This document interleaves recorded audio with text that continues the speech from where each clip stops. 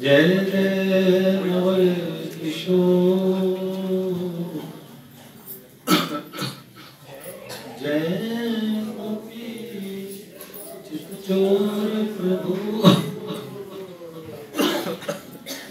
जय श्री माखन चोर, भक्त भक्ति भगवंत गुरु, चतुर्नाम बपुए, इनके पद वंदन किए,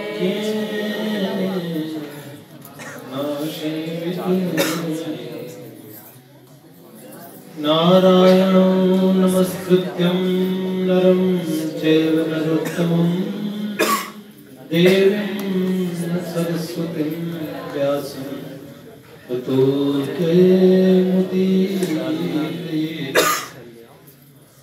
शीलावली लाल की जय, भक्तवत्सल भगवान की जय, परम पूज्य बाबूजी बाबा की जय। जय श्री राधे, जय जय श्री राधे, जय जय श्री राधे।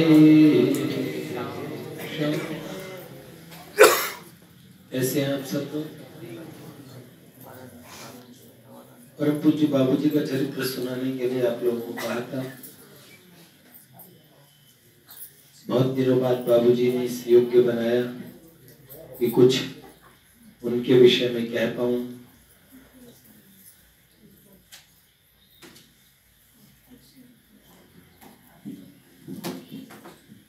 आज पूज्य तुलसी दीदी आई थी और प्रभु जी आए थे, तो आज मैं पहले से ये सोच के आया था कि टाइमिंग्स थोड़ा पहले का कर देते हैं, तो मैं थोड़ा जल्दी ऊपर चला जाता हूँ। फिर मेरे मन कुछ और करता कि कुछ और, फिर भी कुछ जल्दी करने का प्रयास करेंगे। थोड़ी सी देर पूज्य बाबूजी के चरित्र के विषय में बात कर लेते हैं। आप लोगों ने कहाँ तक सुना था? पूज्य भाई जी बंबई प्रवास में थे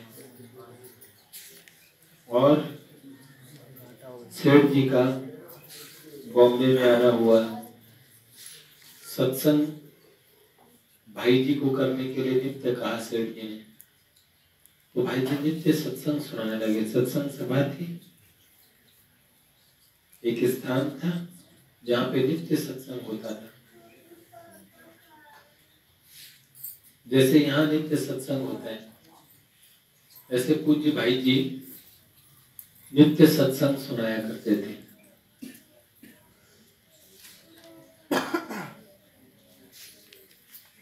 बॉम्बे में हमने पारसी प्रेत का प्रकरण सुना। भाई जी को एक प्रेत से मिलना हुआ, पारसी धर्म के थे।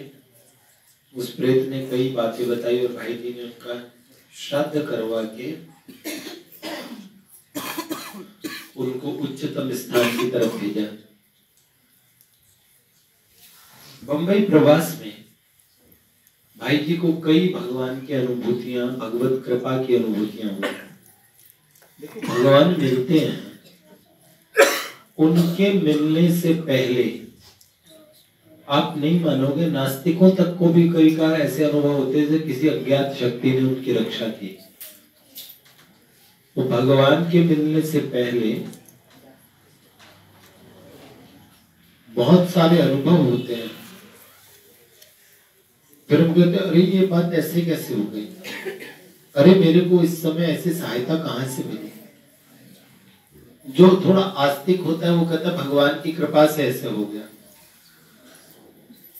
और जो आस्तिक नहीं है उनके मुंह से निकलता है देखो बाय चांस ऐसा हो गया, बाय चांस। लेकिन भगवत भक्त के जीवन में कुछ भी चीज कोई इंसिडेंस नहीं होती। भाई जी के जीवन में भगवत कृपा की कई अनुभूतियां हैं,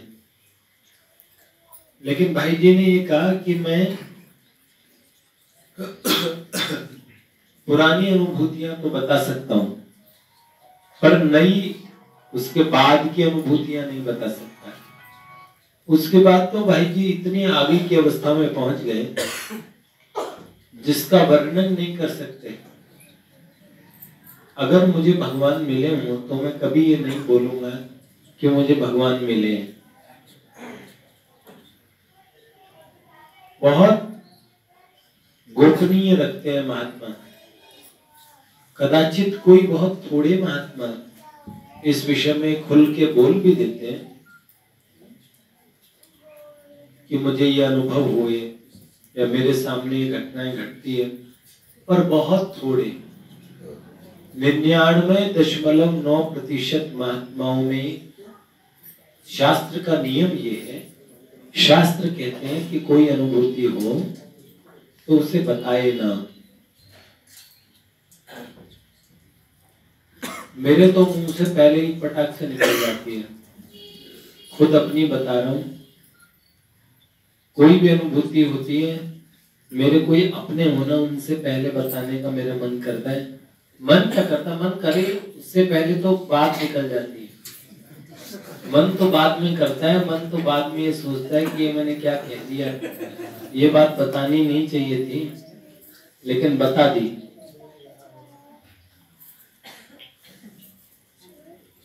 जैसे अनुभव भाई जी ने यहाँ बताए हैं, भाई जी साधक थे तब के, छोटे छोटे अनुभवों को उन्होंने अपनी स्मृति में रखा, फिर इतने बड़े अनुभव हुए।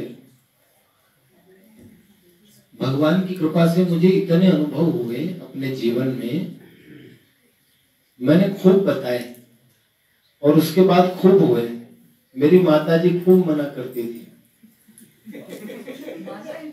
अरे मत भाई, बताया मत कर, ये बताने से ना फिर दोबारा होते नहीं। लेकिन मुझे लगता है कि मेरे और मोहन की बातें या मैं जानूं या वो जाने, दिल की वो दर्द भरी बातें या मैं जानूं या वो जाने।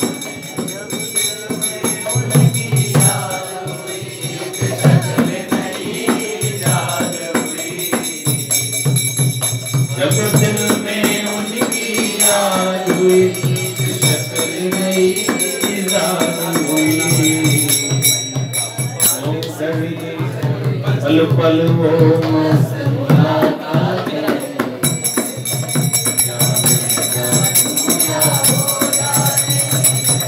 वो मस्त मुलाकातें, या मैं जानूं या हो जाने। नहीं जागता हूँ, नहीं सोता हूँ, नहीं हंसता हूँ, नहीं रोता हूँ, नहीं जागता हूँ, नहीं सोता हूँ, नहीं हंसता हूँ, नहीं रोता हूँ। वो दर्द जुदाई की रातें, वो दर्द जुदाई की रातें। उनकी भाषा जो है ना, वो मारक है, दिल छूती हुई। वो दर्द जुदाई की रातें, पल पल वो मस्त मुलाकातें। अब ऐसा लगता है कोई शायर कह रहा है, भीगी भीगी रातों में फिर तुम्हारो ना। अब मुझे लग रहा है कि ये भाषा ऐसी बरसातों में आओ ना।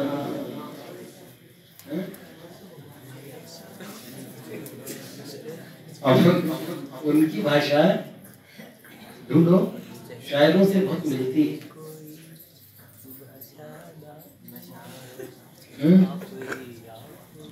बहुत सुंदर लगता है जब ये तो भक्त और भगवान के बीच की कुछ बातें होती है,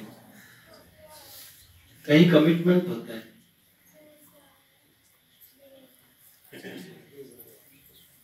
ये कहता हूँ ठीक हो गया, ऐसे कह रहा था। आज मेरे पिताजी कह रहे 80 साल जिएगा। मैंने आज दिन में मेरे को सांस फिर रुक रही थी, कल रात को रुक रही थी, प्रवचन के समय रुक रही थी, तो बार बार दम घुटता है ना, तो मैं चुप हो जाता हूँ। मेरी माँ फिर आके पूछती सर आ रही है ना। 20 दिन से मेरे घर में कोई और चर्चा नहीं होती, जो भी मिलता है वो सांसों की माला में सिमरू है। अरे मैं गाया नहीं, मैंने नहीं, मैं बाथरूम में बैठा बैठा गाता हूँ। इतने पाठ कर लेता हूँ, स्नान के समय पाठ कर लेता हूँ, लेकिन कई दिन से जो थोड़े मोड़े पाठ कृष्ण प्रिय प्रभु की कृपा से हो पा रहे, बस वो जो कर रहा हूँ सो कर। बाकी कोई बैठ के कोई आसन मार के, वो तो मैंने पिछले 2 वर्ष पहले बीमार हुआ ना, तब से मैंने आसन लगाना बंद कर दिया। घूमते फिरते थोड़ा हो जाए। आज मैंने बहुत दिनों बाद पढ़ा, बड़ी प्रसन्नता हुई। शाम के समय पूज्य बाबूजी का स्मरण। बाबूजी के बारे में आप ज्यादा जानेंगे ना, एक दिन ये आपके जीवन में बता रहे हैं। अष्टमी के दिन मुझे बहुत दम घुट रहा था। शाम के समय बाबा का जल आया, उसको लेने के बाद कुछ तो नहीं, पर मुझे एक ढक्कन मैंने पिया और मेरे अंदर इतनी शांति हो गई। जो उद्विग्नता थी ना, वो अष्टमी के दिन ही समाप्त हो गई। मन बहुत विचलित था,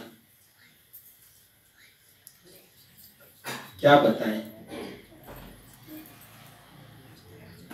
एक छोटा सा बाबूजी का अनुभव बताता हूं।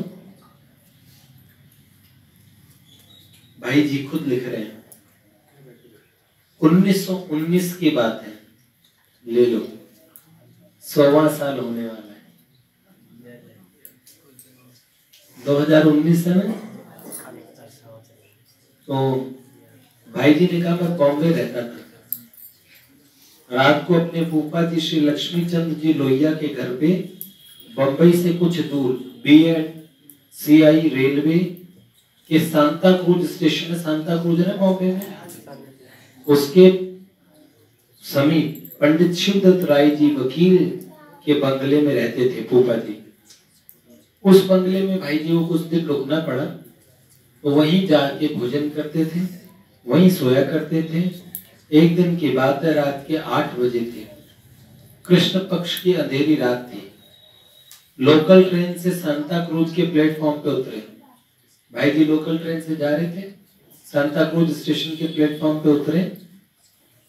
दोनों, अब तो दोनों और प्लेटफॉर्म है, पर उस समय प्लेटफॉर्म एक तरफ था और रोशनी का प्रबंध नहीं था, लाइट भी नहीं थी सांता क्रूज। और 100 साल पहले की बात है, तो बॉम्बे का स्टेशन भी कैसा रहा होगा। जूह चौपाटी वगैरह सब स्थानों पे बाबूजी घटनाएं हैं।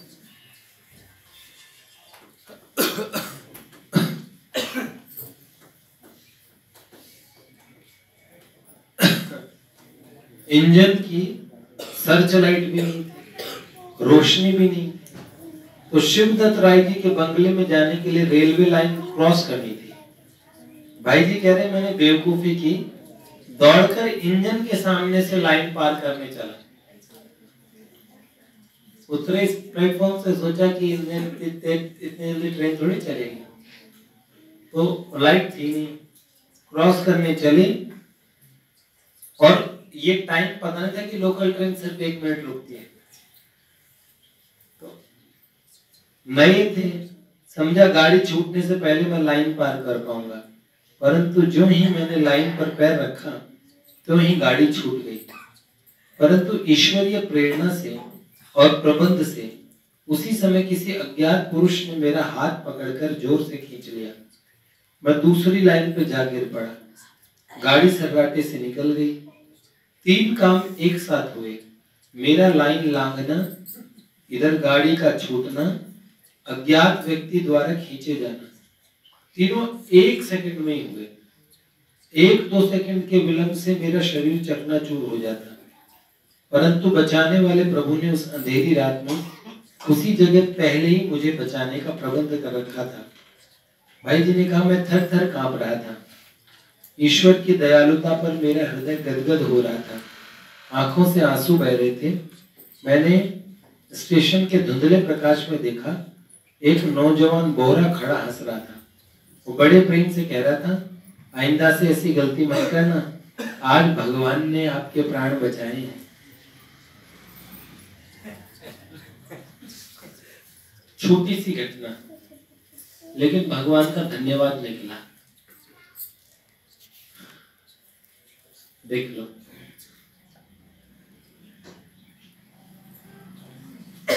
और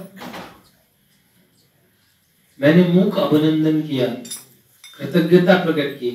लाइन पर रोड़े में गिरा था, पर दाहिने पैर में एक रोड़ा जरा सा गड़ने के अलावा मुझे कहीं कोई चोट नहीं लगी।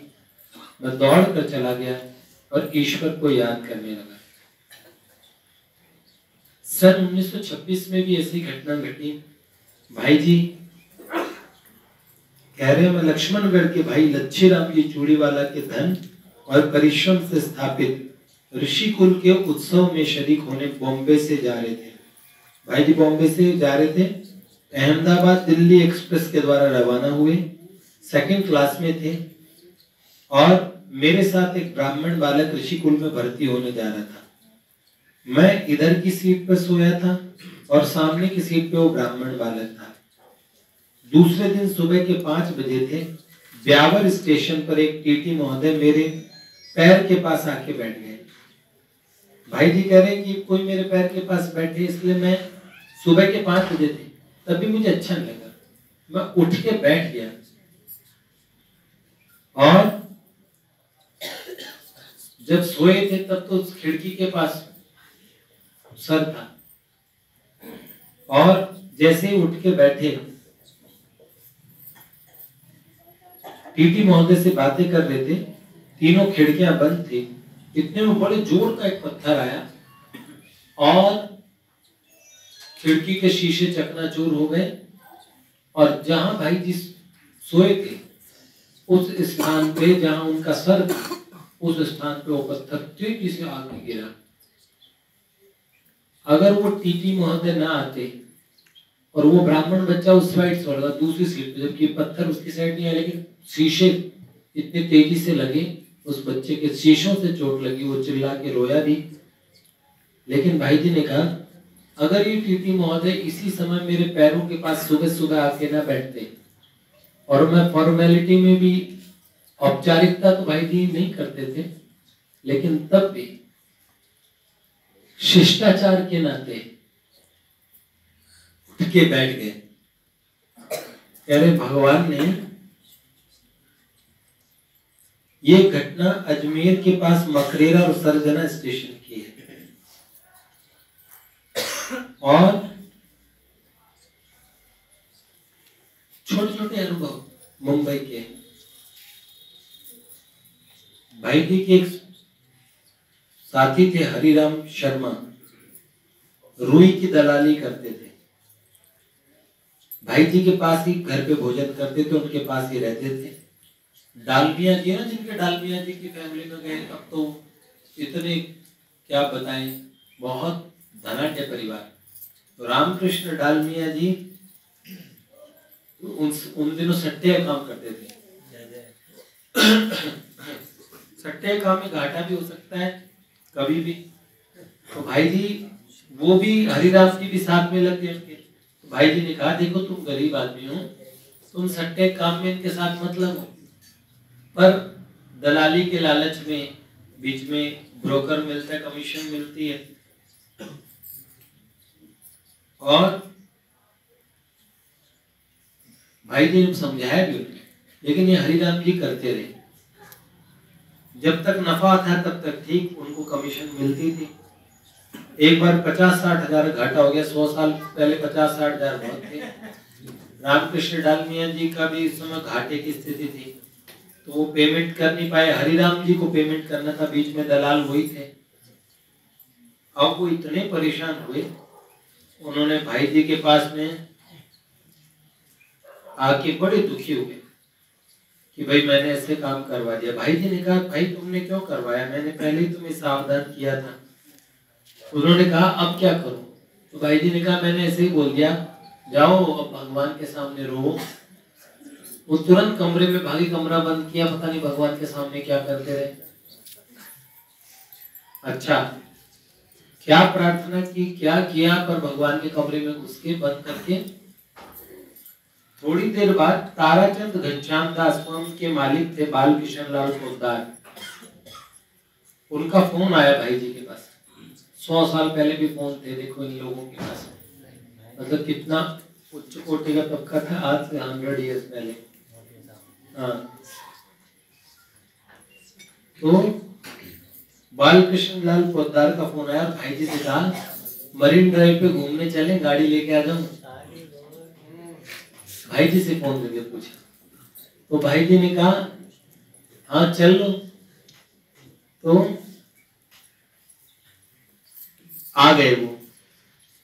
भाई जी भी हरिराम की बात भूल गए, घूमकर रात मरीन ड्राइव पे गाड़ी घुमा के, सोचो 100 साल पहले कैसी गाड़ियां चलती होगी।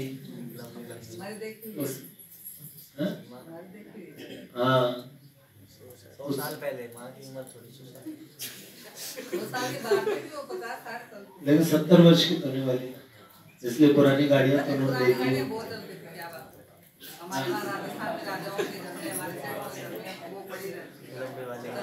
हाँ, मोटर बोला करते थे। वैसे तो हमारे यहाँ किले में अभी भी राजाओं की पुरानी गाड़ियां रखी हुई है।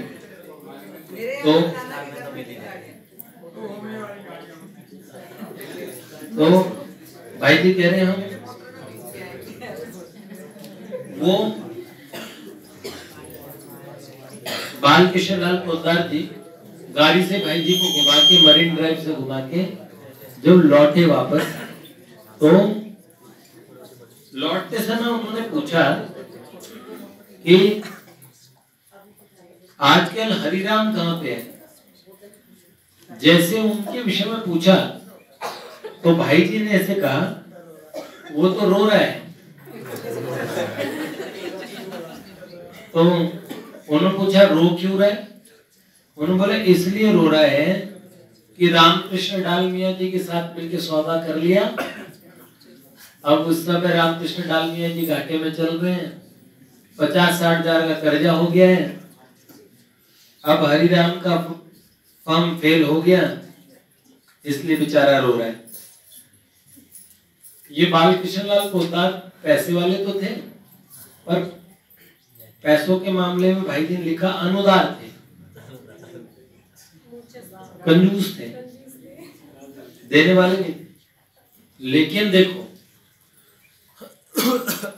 वो रो रहे उधर, भगवान की माया, ये कभी किसी को ऐसे पैसे नहीं दे सकते थे। लेकिन इन्होंने छूटते ही तुरंत कहा कल सुबह आदमी भेज दे लेना और चेक मंगवा लेना। ये शब्द सुनते ही भाई जी अचंभे में पड़ गए। ये कोई कनेक्शन नहीं इनका इस मामले से।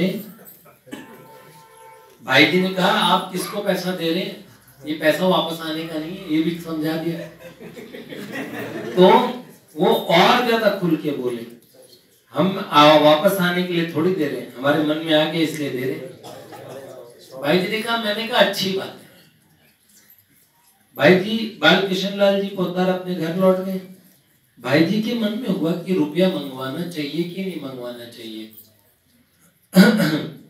तो भाई जी ने अपने मित्र बिरधी चंद जी पोद्दार को बुलाया और उनसे सलाह ली कि क्या करना चाहिए। बड़े सात्विक प्रकृति के थे, आजकल भी नागपुर में है। भाई जी ने लिखा, अब तो वो नागपुर में कहाँ होंगे, तो भाई जी ने 100 वर्ष पहले के अनुभव लिखे हैं, तो अब तो वो कहाँ है, तो नागपुर में नहीं है, अब तो ठाकुर जी के पुर में है।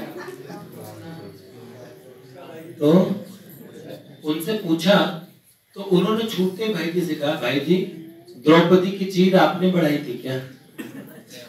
भगवान की प्रेरणा से ये बाल कृष्ण लाल पोद्दार, वो भी इतने कपड़, इतने कंजूस, और वो रुपए दे रहे हैं, तो आप रोकने वाले कौन होते हैं? एक दो मित्रों से और सलाह ली, सबकी यही राय रही। भाई जी ने रामकृष्ण डालमिया जी को बताया, तो रामकृष्ण डालमिया जी ने एक हैंड नोट लिख दिया और कहा राजस्थान में मेरे मकान का पट्टा मैं दे रहा हूँ, इनका पैसा हम लौटा देंगे, मेरे मकान का पट्टा गिरवी रखवा देता हूँ उनके पास में, और भाई क्योंकि मैं पैसा दे नहीं पा रहा इसलिए हरिराम का काम अटका पड़ा है, तो ये सब चीजें बालकृष्ण लाल को दे दी जाए, रुपए मंगवा लिए जाए। भाई जी ने हैंड नोट और पट्टे रख लिए और सुबह एक आदमी को के साथ में वो सामान भेजा बालकृष्ण लाल जी के लिए। बालकृष्ण लाल जी ने ब्लैंक चेक पे हस्ताक्षर कर दिया और ब्लैंक चेक पे हस्ताक्षर करके लिखा, जितने रुपए चाहिए उतने चेक में नोट देकर ले जाएं। इस समय बैंक में हमारे खाते में 2 लाख रुपए है। उन्होंने हैंड नोट और मकान के पट्टे भी वापस लौटा दिए। उन्होंने कहा मुझे गिरवी भी कुछ नहीं रखना, ये मैं दे रहा हूं तो दे रहा हूं, और कह रहा है हम पट्टे तथा हैंड नोट रख के रुपया नहीं दे रहे। भगवान के भाई जी कह रहे मैं भगवान की लीला को देखकर मुग्ध हो रहा था। बैंक से रुपए आ गए, हरिराम का भुगतान हो गया। इसके बाद भगवान की कृपा से 2-3 महीनों में भाई रामकृष्ण ने रुपए कमा लिए और बालकृष्ण लाल जी को रुपए ब्याज सहित लौटा दिए। ये भगवत कृपा का चमत्कार हुआ और ये हरिराम की प्रार्थना का फल था। क्योंकि भाई जी ने कहा जाओ रो, तो वो कमरे में जाकर बैठ के रोने लगा और रोने से तत्काल ये काम बना कि कंजूस के हृदय में भी भगवान ने प्रेरणा कर दी, पैसा कहाँ से दिलवाना है। ऐसे छोटे छोटे भाई जी के अनुभव 1, 2, 3 और सुनेंगे। भाई जी चरित्र में तो अभी इतने अनुभव आएंगे, अभी तो ठाकुर जी भाई जी के पास नहीं आए। ये ठाकुर जी के आने से पहले की घटनाएं हैं, छोटी छोटी, भक्त का विश्वास जोड़ती है। मंदिर में आते हैं ना कई बच्चे, मेरे 2 छोटे छोटे बच्चे मेरे पास में आए, उन्होंने मुझे ऐसे बताया कि हम तो भगवान को अपना सखा मानते हैं और राधा रानी को अपनी बहन मानते हैं। तो मेरे को बड़ा अच्छा लगा। मेरे मन की, मैंने कहा बड़ी मन की बात की। मैंने कहा बच्चों ने इस बात में बाजी जीत ली, भगवान से संबंध जोड़ लिया, और संबंध जोड़ लिया मतलब काम बन गया। ये बैग में रख दो, ये कल और सुनेंगे।